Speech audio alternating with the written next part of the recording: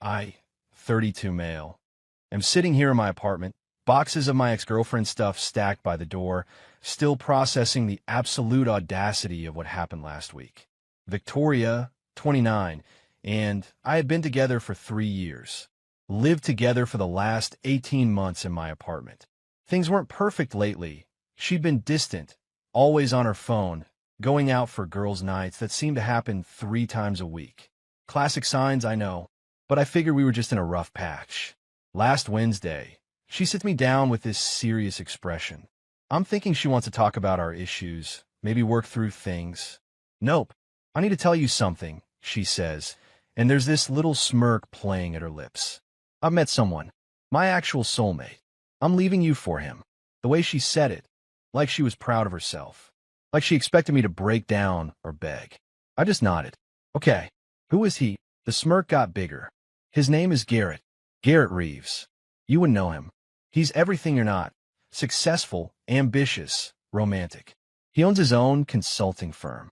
We've been seeing each other for 2 months, and I've never felt this way about anyone. That's when I couldn't help but smile. Because Garrett Reeves? Yeah, I know him pretty well. He's been my brother-in-law for 5 years. Garrett Reeves. I repeated. Dark hair, about 6 feet 1 inch. Has that scar on his left eyebrow from a skiing accident. Her face changed a bit. The smirk wavered. How do you? I pulled out my phone, scrolled through my photos, and showed her a picture from my photo album. A wedding invitation, cream-colored with gold lettering. You're invited to celebrate the marriage of Garrett Reeves and Natalie Cooper. That's my sister, I said calmly. They got married 5 years ago. They have a 2-year-old daughter named Lucy and another baby on the way. The smirk completely vanished. Her face went white, then red. No, she said. No, he said he was divorced. He said his ex was crazy and keeping his kid from him. He lied. I said simply, they're very much married. In fact, they just got back from their anniversary trip to Napa 2 weeks ago. Nat posted tons of photos. I showed her my sister's Instagram. There was Garrett all over it. Recent photos. Kissing my pregnant sister. Playing with Lucy. Family dinner from literally 4 days ago. Victoria stood up, shaking. You're lying. You're making this up because you're jealous. Call him, I said. Right now. Tell him you know about Natalie. She grabbed her phone, hands trembling, and stormed into the bedroom. I could hear her on the phone, voice getting higher and more frantic. Then silence. Then screaming. She came back out, tears streaming down her face, and had the absolute audacity to yell at me. You knew. You knew this whole time, and you didn't tell me. You just told me about him 5 minutes ago. I pointed out. Was I supposed to be psychic? You must have known I was seeing someone. I suspected. But you're the one who chose to have an affair. You're the one who believed whatever lies he fed you. And you're the one who just sat there smirking while telling me about your soulmate. She tried to flip the script then. Said I was heartless, that I should comfort her, that we could work through this together since we were both betrayed. We weren't both betrayed. I said, you cheated on me. For 2 months. The fact that the person you cheated with was also lying to you doesn't make you a victim here. I told her she had 48 hours to get her stuff out. She started crying harder, saying she had nowhere to go, that she needed time to process this. You can process at a hotel, I said, or call one of your girlfriends from all those nights out. I'm done. The entitled behavior that followed was something else. But that for the update. Update 1. The 48 hours came and went. Victoria didn't move out. Instead, she dug in like a tick. Thursday morning, she acted like nothing happened. Made breakfast, tried to kiss me goodbye when I left for work. I dodged it and reminded her she had 24 hours left to pack. Baby, we need to work through this together, she said. We're both victims of Garrett's manipulation. No, we're not. Move out, Victoria. When I got home from work, she'd rearranged the furniture and lit candles everywhere. Rose petals on the bed. She was wearing lingerie I'd bought her for her birthday. I choose you, she announced, like she was doing me some huge favor. I realize now that what we have is real. Garrett was just a mistake. I walked right back out and crashed at my buddy Derek's place. Texted her that she now had 12 hours. Friday morning, I get a call from my sister Natalie. Victoria had contacted her. Contacted my pregnant sister. Your psycho ex just messaged me on Facebook, Nat said. She's claiming I stole Garrett from her and that they're soulmates. Is she insane? I explained everything. Nat was furious. Not at me, at both Victoria and Garrett. Turns out this wasn't Garrett's first rodeo. He'd cheated before, early in their marriage, and they'd done counseling. Nat thought he'd changed. I'm done with him, she said. But your ex is delusional if she thinks she has any claim here. She knew he was married. She says she didn't know. Bullshit. His Facebook says married. His Instagram has family photos. She knew. Friday afternoon, I go back to my apartment with Derek and another friend to make sure Victoria leaves. She's there with 3 suitcases and her best friend Qley, who immediately starts attacking me. You're throwing her out when she's at her most vulnerable. What kind of man does that? The kind whose girlfriend cheated on him for 2 months, Derek said before I could answer. God bless Derek. Victoria then drops this bomb. I'm pregnant. Everyone freezes. She's holding a pregnancy test, showing 2 lines.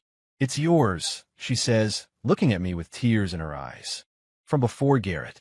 We could be a family. I look at the test. Something seems off. When did you take this? This morning. Can you take another one? Right now? I'll buy it. Her face changes. You don't trust me? No, I don't. Qley starts screaming about trust and respect. Victoria refuses to take another test. I pull out my phone and do a reverse image search on a hunch. The exact same pregnancy test photo shows up on a pregnancy forum from 2019. You screenshot this from the internet, I said, showing everyone my phone. Silence. Victoria grabs her bags and storms out. Qley trailing behind her, still trying to defend her friend's honor. Saturday morning, Victoria's mom Sharon calls me. Not to apologize for her daughter's behavior. Oh no. To demand I pay Victoria 3 months' rent for illegal eviction and emotional damages. She's heartbroken and homeless because of you, Sharon says. A real man would take responsibility. Your daughter cheated on me, lied about being pregnant, and tried to manipulate me. She's getting nothing. She gave you 3 years of her life, and I gave her free housing for 18 months. We're more than even. Sharon threatened legal action. I welcomed it, considering I had text proof of Victoria admitting to the affair. But the real drama started Sunday, when Victoria decided to take her story public. Update 2. Victoria went on a rampage, trying to control the narrative. But not on social media like you'd expect. She did something worse. She showed up at my parents' house during Sunday dinner. My mom called me, confused. Victoria's here crying. She says you threw her out after she was sexually assaulted? I drove over immediately. Found Victoria in MY childhood home, on MY parents' couch, spinning some insane story about how Garrett had coerced her, that she was practically assaulted, and that I'd abandoned her in her time of need. My dad, bless him, was suspicious. If you were assaulted, why didn't you go to the police? Victoria's story kept changing. First, Garrett forced her. Then he manipulated her. Then he promised to leave his wife. Then she didn't know he was married. I pulled my parents into the kitchen and showed them the text Victoria had sent me just days earlier, including gems like, Garrett makes me feel alive in ways you never could. The sex is incredible. He actually knows what he's doing. I've been faking it with you for years. My mom read them, her face getting harder with each message. She walked back into the living room. Get out of my house, she told Victoria. Now. Victoria tried to cry harder, but my mom wasn't having it. You cheated on my son, and now you're lying about it. Leave before I call the police.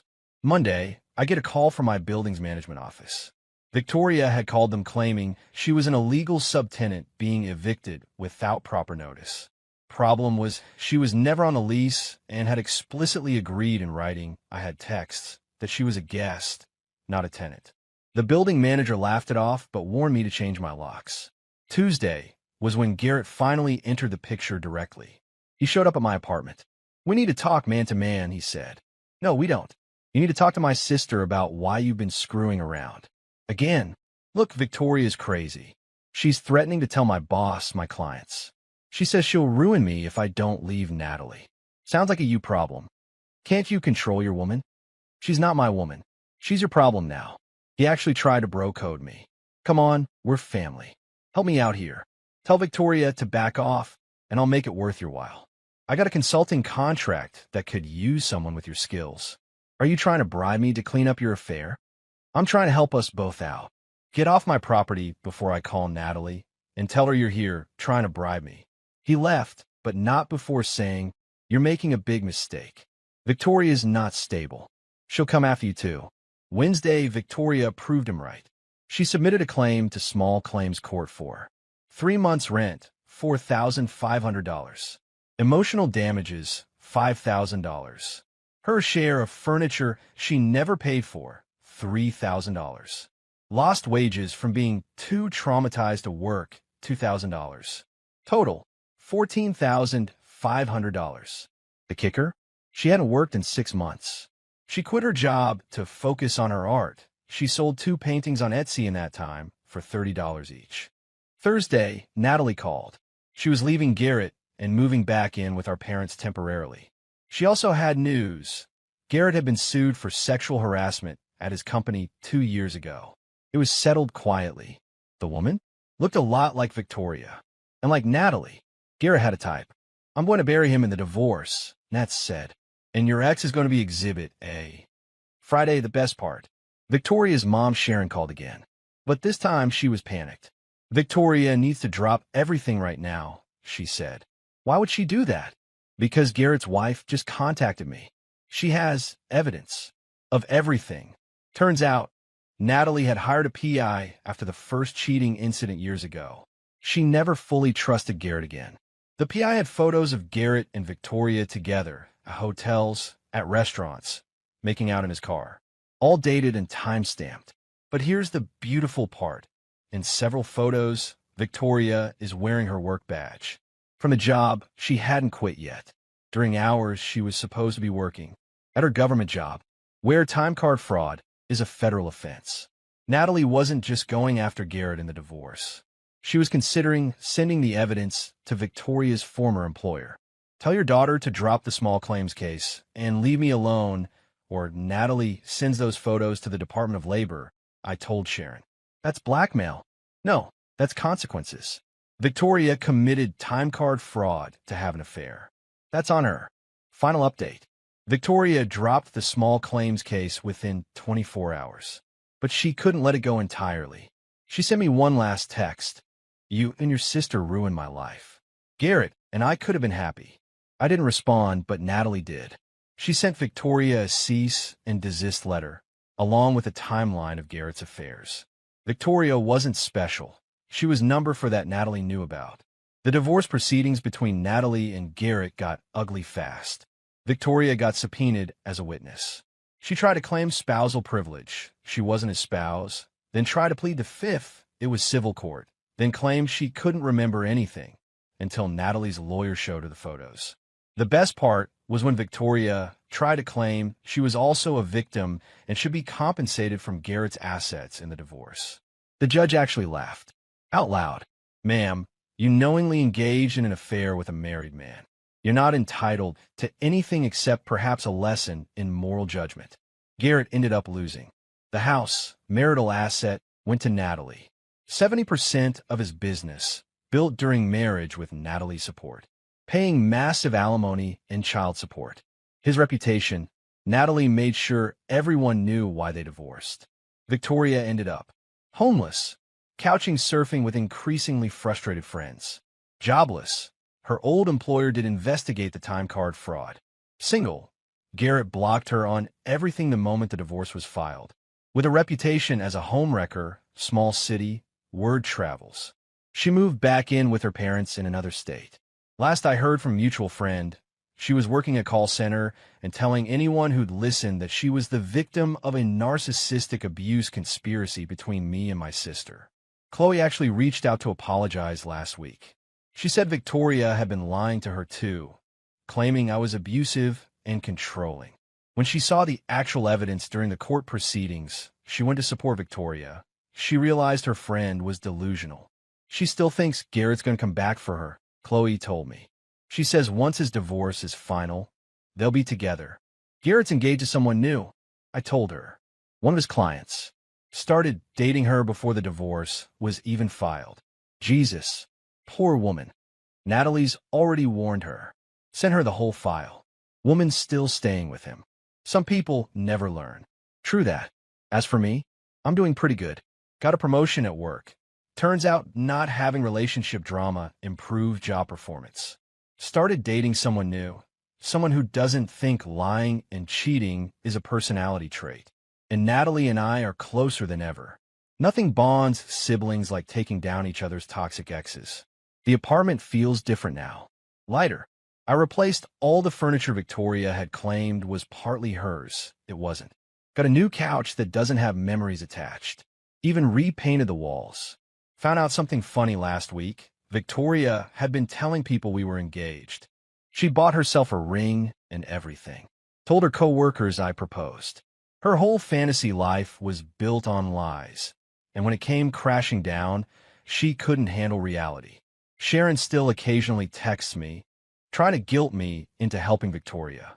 Apparently, Victoria is convinced I'm going to come to my senses and take her back. She tells people we're on a break and that I'm just being stubborn. It's been 2 months now since that night. She smirked and told me about her soulmate. That smirk haunted me for a while, the pure entitlement of it. The confidence that she was trading up. The assumption that I'd be devastated. Instead, she played herself. Spectacularly. And Garrett? He's getting married next month to his new victim. Natalie and I are taking bets on how long it lasts. I give a year. Nat says 6 months. The funniest part? Victoria still has that wedding invitation photo I showed her saved on her phone. Qley said she stares at it sometimes, like she's trying to figure out where it all went wrong. Where it went wrong was thinking she could smirk in my face while announcing her affair. Where it went wrong was believing a married man's lies. Where it went wrong was thinking actions don't have consequences. But mostly, where it went wrong was underestimating the Cooper siblings. We protect our own.